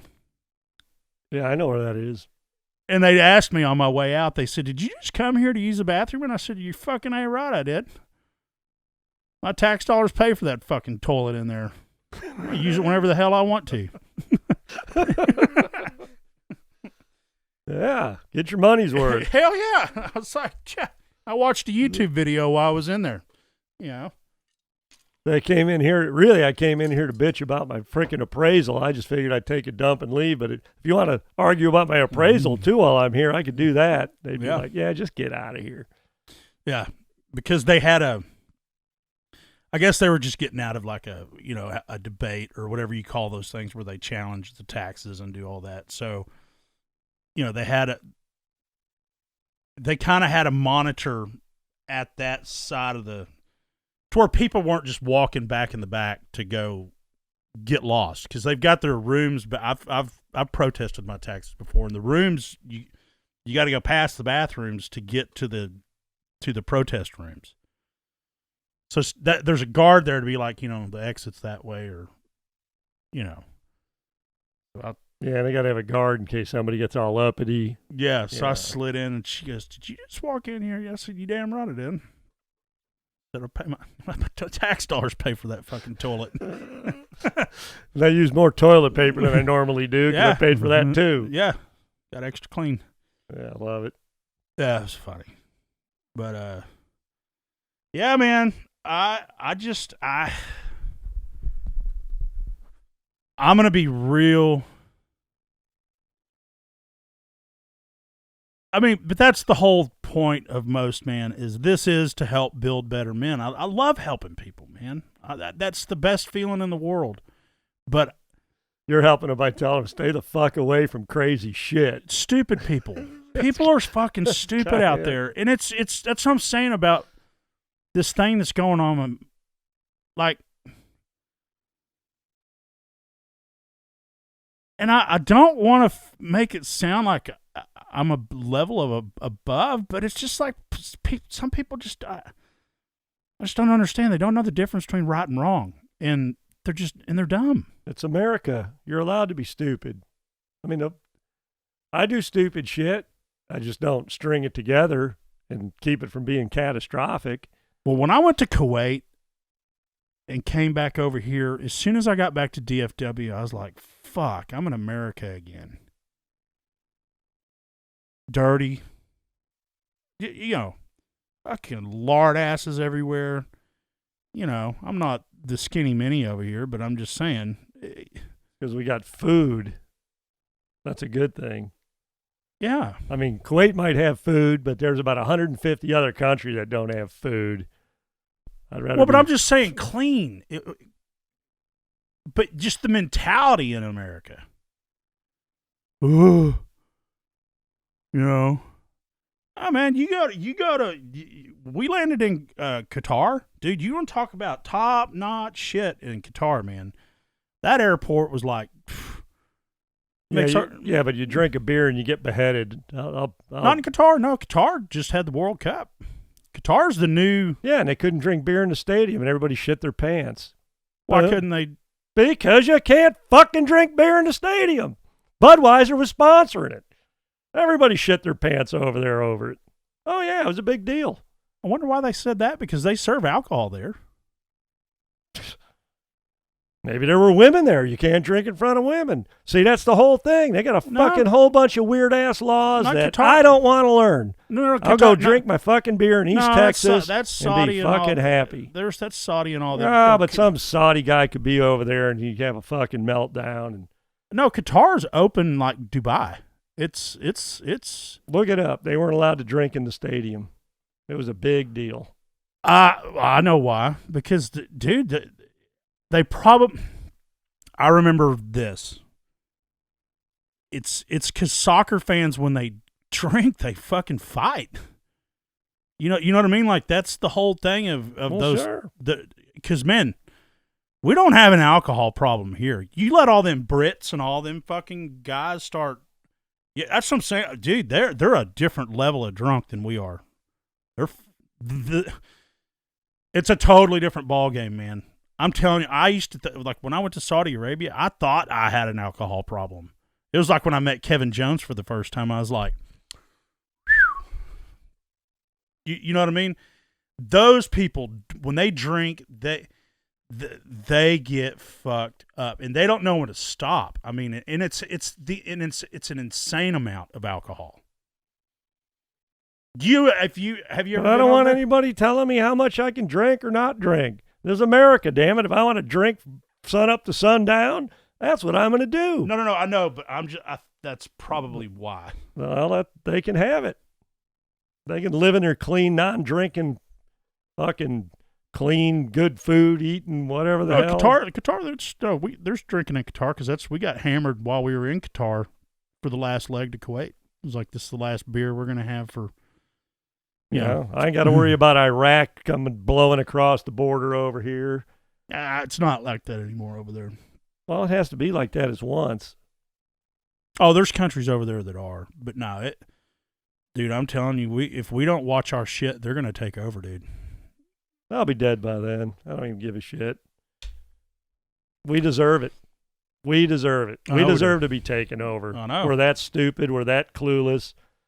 So, yeah, I hate to say it, but, you know. Who said, I was listening to either Mark Levin or somebody like that. And they were like, look, World War III has already started. It's already started. Yeah, I believe it. We're just too stupid to fucking know it. Yeah, we're arguing about transvestite beer and, being woke. Yeah, chopping off kids' dicks. Yeah, wait till the fucking shit hits the fan, and we'll see who's all giving a shit about what real quick. Yeah, don't count on nobody but yourself. That's my whole point. I know it. That's the whole point. Is yes, that's what shocked me. I was just like, y'all. I'm talking about my family. That's what, for me, I'm just sitting here going, if we even have to have this conversation, y'all are fucked. I can't believe we even have to have the conversation about what's right and what's wrong here. You see what I'm saying? Yeah. If we even have to have that conversation, I don't need you in my program. I love when politicians say, well, we just need some common sense solutions. It's like you people proved you have no sense. What the fuck is common sense? Yeah. They do the stupidest shit. They defund the police. Crime goes crazy. A guy shoots at the cops. This is in New York. This just happened 2 years ago. He shoots at the cops. So then he's out on bond for 2 years. He kills a guy, and 30 hours later he kills it with a gun. And then 30 hours later he kills somebody else, execution style, with a gun on camera. So he shoots at a cop. They let him out. He murders somebody with a gun. Then he murders somebody with a gun in a totally separate incident. And the left is all screaming, what are we going to do about guns? How about you lock the fuckers up the first time you catch them doing something stupid with a gun? How about that? No, not that. They're that fucking stupid. And then they're going to tell me, I need some common sense, and we need some common sense. And no, you need a fucking brain in your head. We've got plenty of common sense. Maybe you ought to pick up on it. Yeah, not now they're coming out about the whole thing about Trump is that even on CNN and all those other channels, and even the Democrats are like, man, this is going to blow up hard in their face because none of it's so weak. It's so weak. But the left doesn't care. No, but here's the media doesn't care, and the knuckleheads that listen to it don't care. To your point, though, is what everybody's saying, even now on their side, is this attorney general or the DA or whoever's the one that brought the charges. Bragg. Bragg. He's pro letting people out of jail that do all sorts of what you're talking about, violent shit, beating the hell out of cops. Remember that? Well, with a gun too. If they use a gun, and then you had the guy with the gun, with an illegal gun. Well, we got to do something about guns. No, do something about the fucker with the illegal gun. Hit the button, maybe. Hell, nope, there it is. There it went. Yeah, but do something with the guy with the illegal gun. You had him. Yeah. Or when somebody shoots up the neighborhood, and then the cops come, and the cops go, hey, what went on here? Well, I didn't see nothing. Nobody's seen anything. And then the guy shoots somebody else, and they're like, see, we got a gun problem. No, you know who shot up the neighborhood, but nobody had the guts to say it. So you let the guy shoot up the neighborhood again. It's how many times has the guy got to shoot up the neighborhood before? Well, statistically, look at there's 7 gun crimes. It's the same guy. Yeah. Okay, but my other to your point on that was that I don't know if you saw it, but it was a big deal when it happened. But it was at the substation that this kid just started beating the fuck out of this cop, trying to go for his gun. But the guy's protecting himself. No other cop wanted to jump in because then it's cop on kid crime, right? So the guy, he knew how to protect himself, but he took a lot of punches to get the situation under control. Yeah, because he was protecting his gun, so he was taking the punches. Yeah, but he knew how to. I know the video you're talking about. Yeah, they let him out They let him out. I think as soon as he got processed, they let him out. They didn't even make him stay overnight. He either stayed overnight or he got out that same day. And did something else again, something violent. And they wonder why. Yeah. But fucking locked Trump up for fucking getting laid. And that's why I got my place out in East Texas. When the shit hits the fan, I ain't going to be in a metropolitan area trying to get groceries for my family and all of that. Yeah, no, that's why I'm buying land out west. And then I am when I do my little trip after I sell this place, that's what the whole trip is about. Is I'm gonna find me a place abroad somewhere. I've looked at Qatar. I'm telling you, man, that's everybody with business people, that's where all the new, like, because banks here are fucked. That's where you go. Those people got money over there and they're ready to invest. You know what I mean? Like you come to them with a good idea, they're all ready to go, and they've got way more than we got. You know what I mean? Like our government's fucked our whole banking system and how that whole shit works. I mean, it stacks the deck against most people. Well, they're trying to go to the old cashless society so they can control everything. Right. But what I'm getting at is go try to get a business loan. Just for, like, when I started the concrete company, Jesus Christ, dude. And I had a huge down payment, and I owned my property that I was pledging for leverage. You should have wore a dress and told them you were a woman-owned business, and boom, Well, they'd have thrown bushels of cash at you. Yeah, but not that. It was, thank God for the bank that I'm with now. That, because I threw my hands up. Because remember, we had already kind of made the deal, me and Johnny, and I was like, surely I can get that. It wasn't that big of a loan, and man, nobody wanted to touch it, and I was like, fuck, So I went to my bank that I'm at now, and I got another. Speaking of banks, I've got a good one for you that you might want to switch to. Is what I'm getting at. I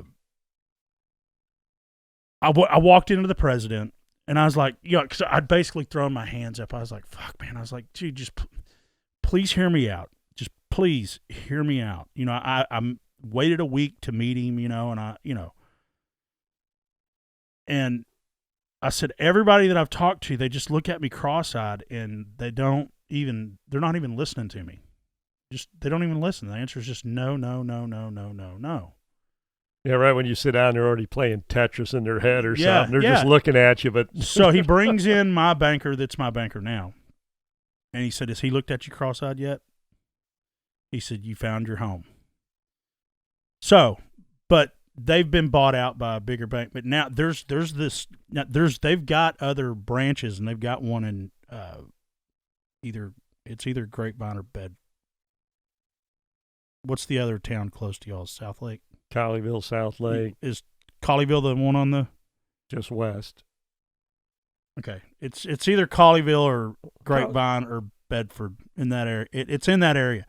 But no, they're independently owned. They've been around since they've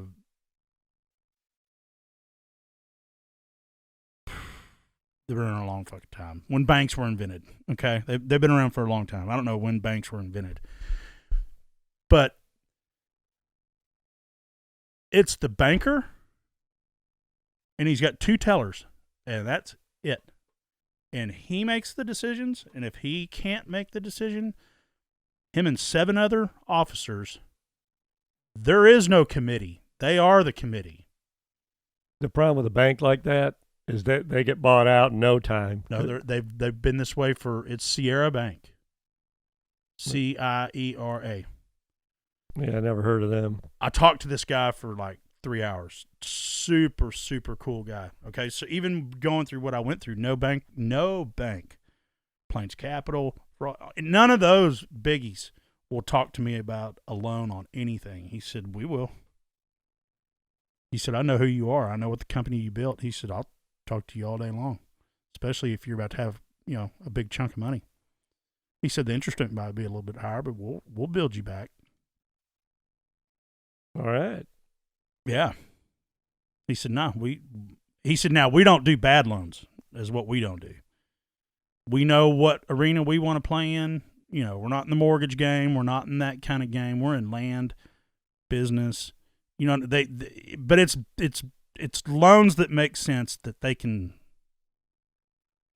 But I told him, I said, he's like, yeah, let's start with this land deal out here that you want to buy us a chunk of land. He said, let's do that first. But I was preparing to have to pay cash. He was like, no, man. He said, we love those deals all day long. Because I told him kind of what my retirement plan, and he's like, shit. He said, I'm all over that. Well, if you had to, could you have paid cash and then Yeah. do like a cash out refinance or No, something? they wouldn't even do that. Other banks, no. Not for 7 years. And then they still frown on it.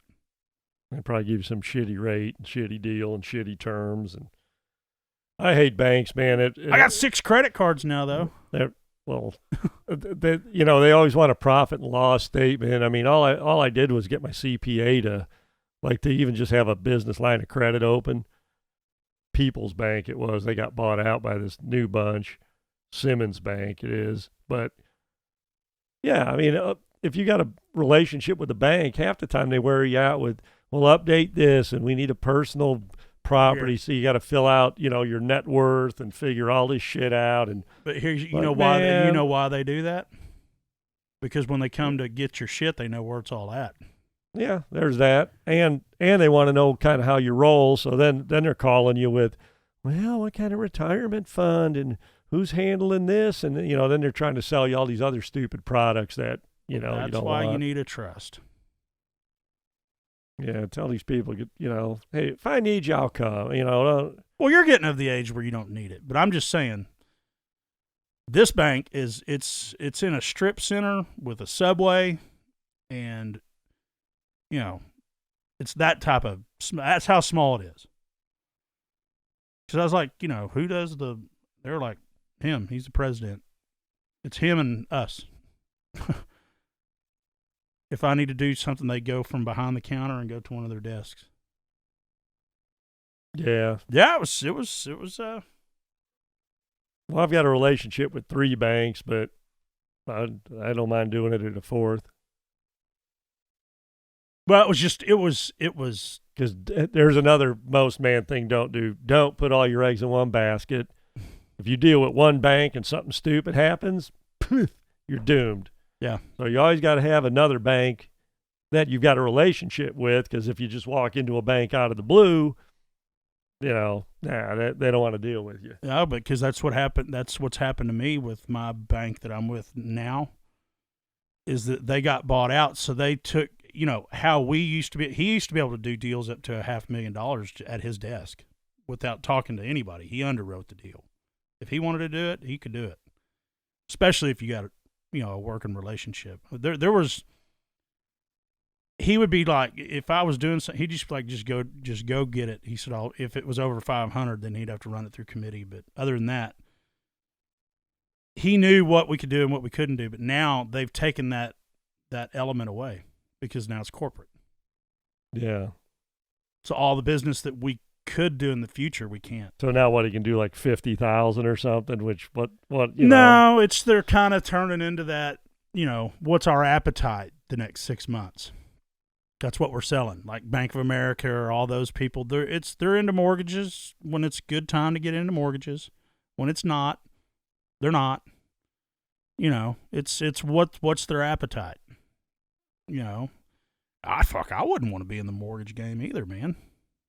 Nah, doing AC work, I've had to go in and spruce up all the air conditioning because they got 20 mortgage brokers at all these desks, and then rates shoot up. The place is closed. Yep. If they ain't just down to 3,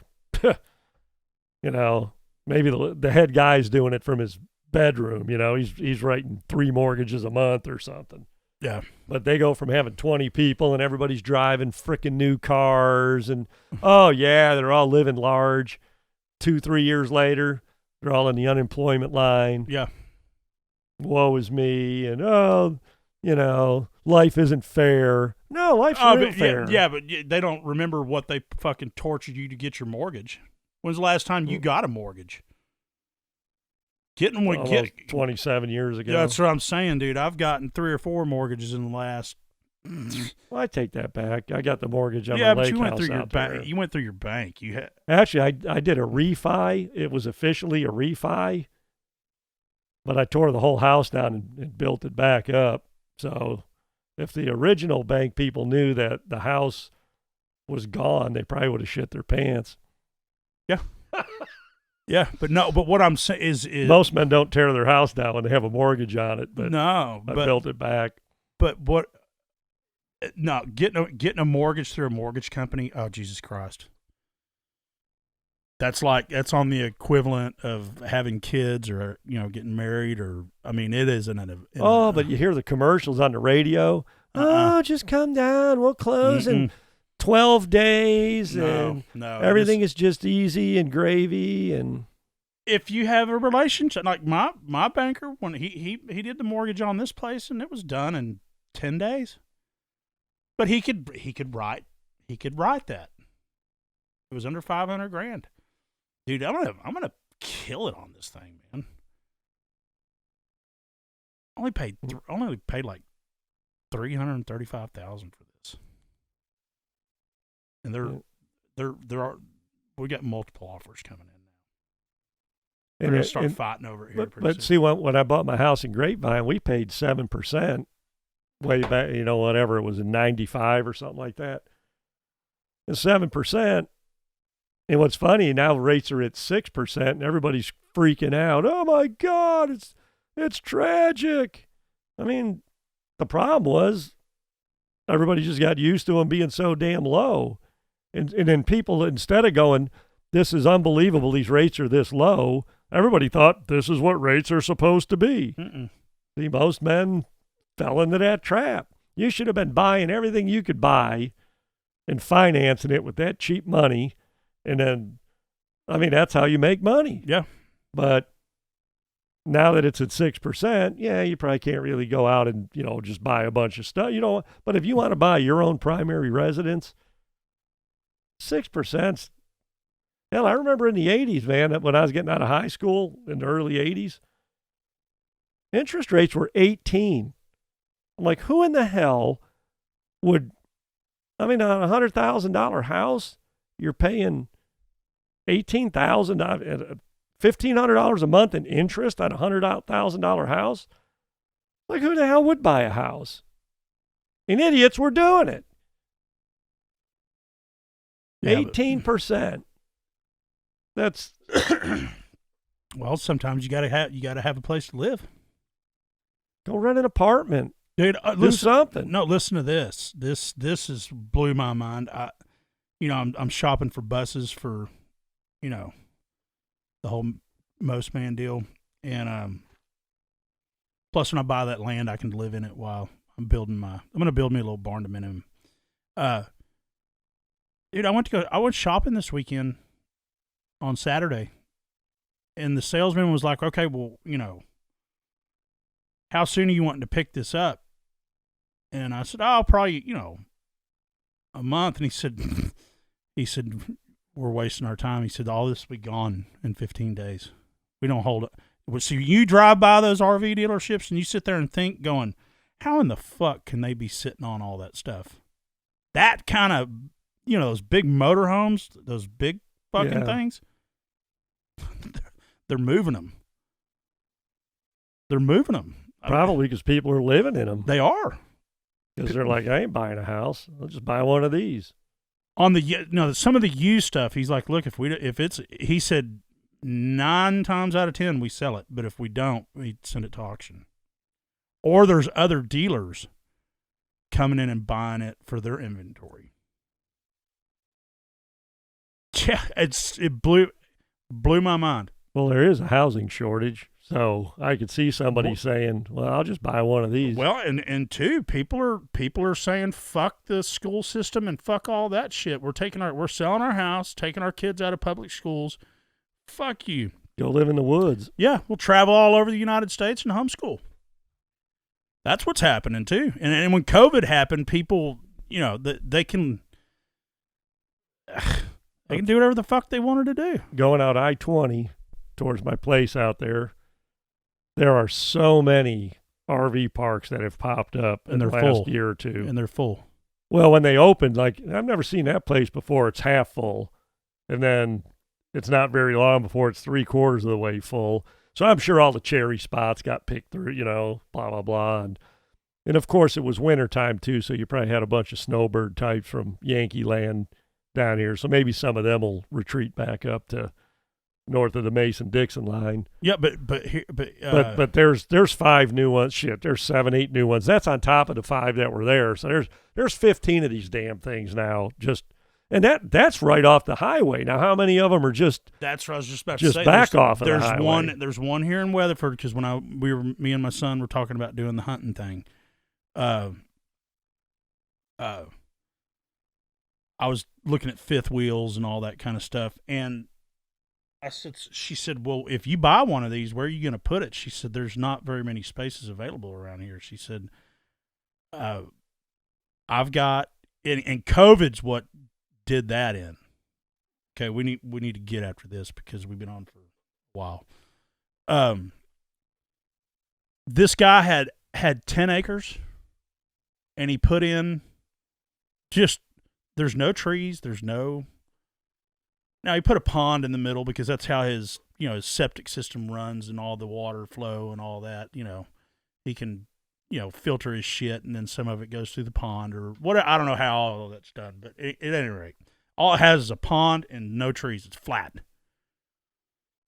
And he was only open for 4 months, and he was full, building more spots. Yeah. So do this math, okay? This is an investment, too, that I want to get into. Look, okay. 400 spots. How many acres is that? 10, did you say? Mm-hmm. So 40 an acre?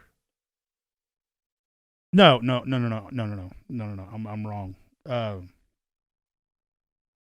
was 200. It was 200 spots times 400 a month. 200 times. That's $80,000. $80,000 a month.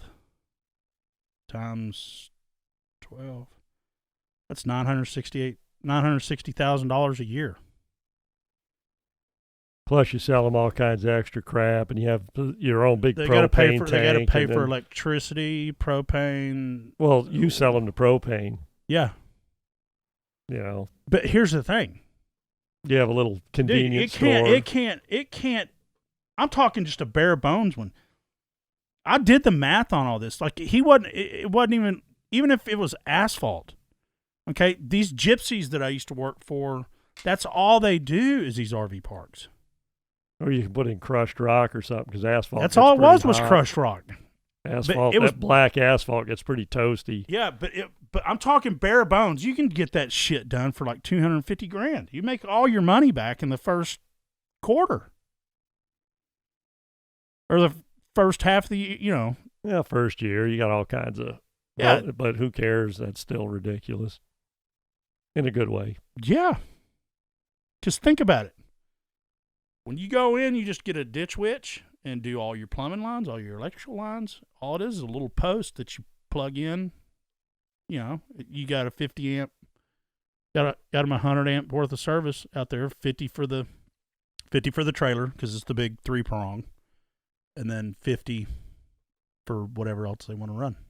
You could probably put solar panels out there and get all kinds of tax credits and God knows what. But actually, I think the 50 amp breaker runs the whole damn trailer, to be honest with you.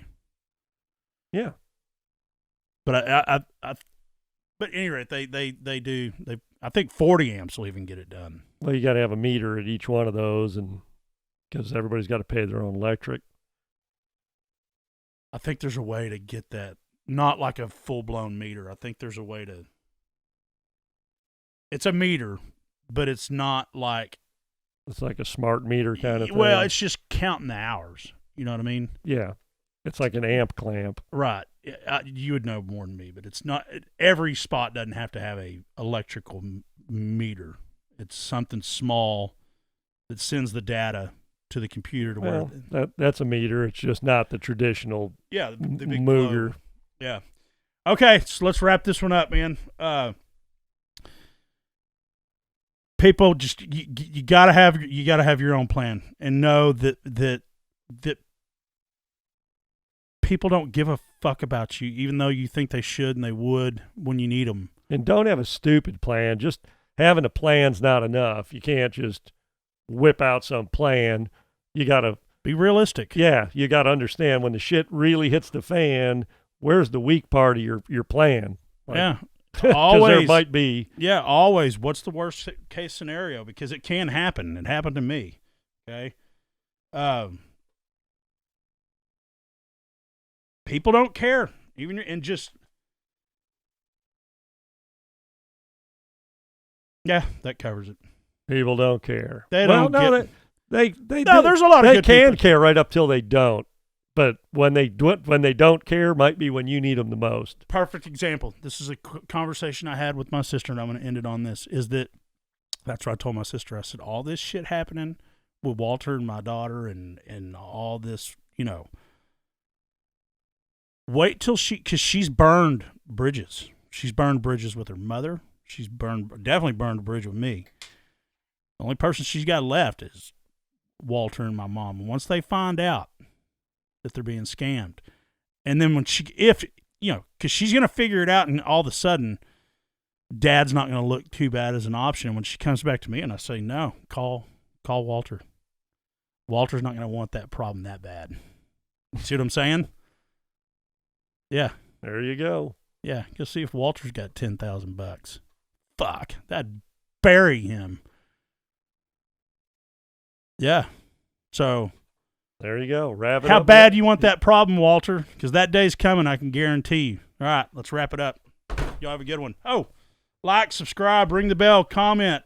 iTunes, Google Play, Spotify, iHeartMedia, themostmen.com, info@themostmen.com. Rick, get my shit fixed. And then we'll talk. All right, y'all have a good day.